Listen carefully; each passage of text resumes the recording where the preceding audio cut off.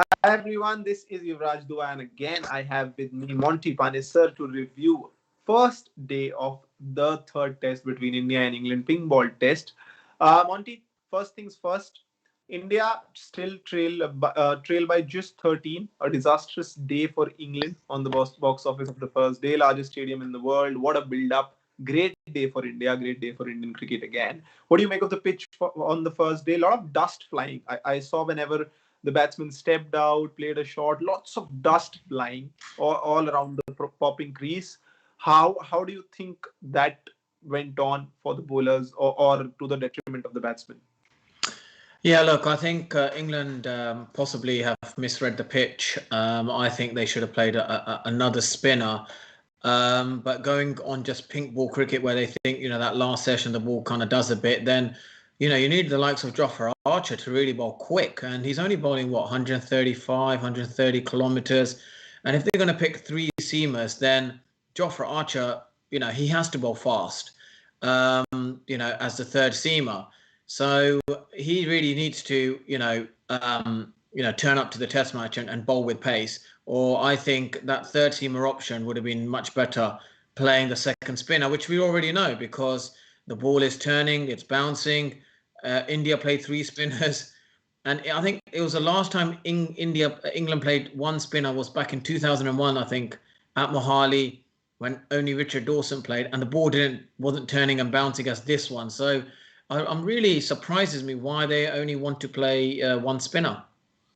I was a bit surprised too because you had Dom Bess in your camps, and after Moeen Ali went back, I think it was a no-brainer to play Dom Bess at this pitch, especially. But India did read the pitch better, and they played three spinners. And Monty, being a left-arm orthodox yourself, how do you rate Akshar Patel's bowling performance? 6 wickets for him. He's looked fabulous in the Chennai Test.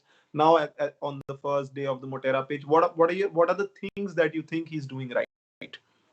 Well, I think he's a good bowler on helpful surfaces. It's pretty much very clear that he deceives players with the flight and the turn and the bounce. When he wants to turn it, he gives it a good rip, and then he bowls with the arm. He deceives the batsman to judge the length with the trajectory being short, and they could play back to him.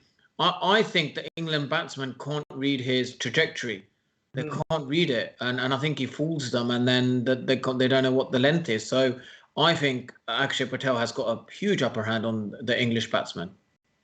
And when the pitch is turning so much, there is all the help that you need from the pitch. The bowlers like Akshar Patel and actually Ravindra Jadeja, they prove to be very lethal because they bowl at a quick pace. He almost bowls at 88 plus 90 plus almost each delivery. 3 wickets for Ashwin as well, and the English batsmen. Where do you think they went wrong? Spinners, of course, were lethal against them, but what do you think they could have done better on this pitch? Should they have learned from probably Virat's and Ashwin's batting in the last match? Well, I think they're just a little bit indecisive. They're not, the angle of the bat. You look at how Ben Stokes got out. His bat was going towards mid on, and the ball was coming from where the umpire was, and really like they need to line their bat up with the line of the ball and play with the bat. Don't they got to have this mindset of taking the pads out of the equation. I think they're still playing with their pads, and that's just a bonus, if it hits their pad and gets them out of trouble. But they've got to play with the bat as much as possible. They've got to have a be clear in the decision. And I think I just think they're not picking Akshay Patel's length or line. I think they're so indecisive. You can tell with their decision making in their footwork that I think they're just hoping that. As we saw 6 wickets for him in the first innings, going beautifully. Let's, on this note, have a look at the scorecard of the first innings. England blunder committed on first day, 112 all out. Zach Crawley, first of all, as we go by the scorecard, I'll have a few questions for you, Monty. First of all, Zach Crawley, Monty. He looks really organized. He's committing when he's on the back foot. He's on the front foot. Whatever shots he's playing, he's committing well. He's getting behind the line. How impressive has Zach Crawley been? And did England miss him in the first couple of tests? Look, he looks like a really good player, good attacking cricketer. I think I like the way he lines up the ball. The way he got out was just typical of Ashwin.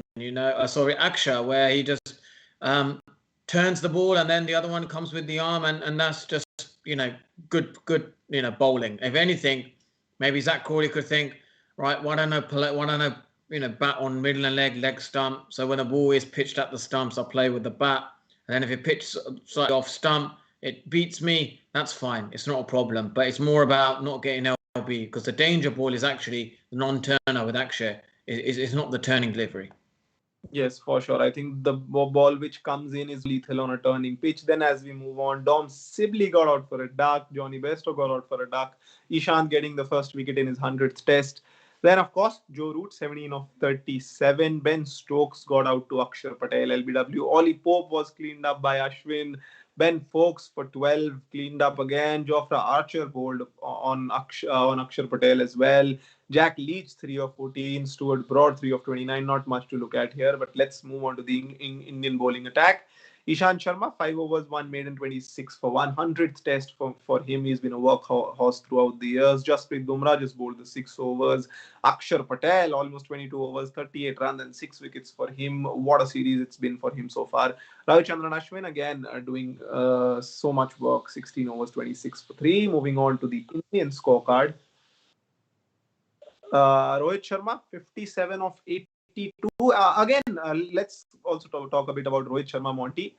Do you think he has played counter-attacking cricket consciously? Because you can't just sit on it and you can't shield yourself. One ball will have your name written on it. Again, there's a lot to learn from Rohit Sharma as well, I think, the way he's played so far. Look, Rohit Sharma's batting beautiful. He's like, I reckon he is the Don Bradman of India, in Indian conditions. Wow. Yeah, he's a big remark. I think big compliment for him. Well, he got to 50, and I thought, how did he get there? He was only batting like 20 minutes ago, and his average is over 80 in Indian conditions. He's the Don Bradman, no doubt. For sure. When I watch him bat, he's one of the best players to watch in Indian conditions. What a lovely cricketer and a lovely free-flowing batsman. So beautiful player. Lovely to watch. The way his bat comes down, the lazy elegance, it stands apart. Most of the batsmen are so active at the crease, always fiddling with bat and ball. But Rohit Sharma is just so serene out there. There is an atmosphere of just tranquility when he's there, and it's brilliant to watch. 9 fours for him, got to 15 at Jiffy, brilliant to watch. Shubman Gill got a peach from Jofra Archer, got out for 11. Cheteshwar Pujara, not another duck for him, but Jack Leach has his number in this series, I think. Virat Kohli, 27 of 58, another wicket for Jack Leach. Ajinkya Rahane, 1 of 3. Let's move on to the English bowling attack. James Anderson, 9 overs, 11, 6 maidens. Bowled well, but didn't get the wicket. Stuart Broad also was good, but he could have bowled fuller, I think. About the English seamers, do you think, Monty, they were a bit short and should have utilized the swing available and bowled full? Yeah, it's it's a difficult thing to adjust. It's the pink ball, and I'm sure they'll find their lengths. But it was swinging. There was a bit of swinging conditions there, and you can see they don't need that ball to move a lot. A little bit of movement, and they can actually get a few wickets and get themselves back in the game. If England can bowl India out for 200, I think they're right back in the game. But anything above 250, it's going to be very difficult. Very difficult indeed for England to get back in the game. Surely, I think. And Jofra Archer getting the 1 wicket of Shubman Gill. Jack Leach getting a couple of wickets. Ben Stokes getting out. Stokes bowling 3 overs, giving away 19 runs. And in the end, of course, it seems like England have committed a mistake by just playing one spinner in the form of Jack Leach. They had Dom Bess in the camps after Moeen Ali went back. So we'll, of course, see how the seamers go about it, because the pitch is getting dustier. The pitch is offering more and more turn for the spinners. It is actually spitting cobras on some balls. Monty, we'll come back tomorrow again with you to review what happened on day 2. Till then, goodbye. Have a good night's sleep. And Monty, thank you for talking to us. Thank you. Okay.